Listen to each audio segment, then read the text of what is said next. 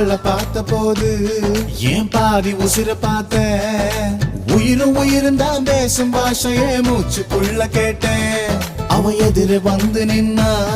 என் மீதி உசிர தருவேன் பார்வை படிக்கிற தூரம் போதுமே பக்தன் போல கிடப்பேன் அவ சிரிச்சா வெளிச்சா உருவாகும்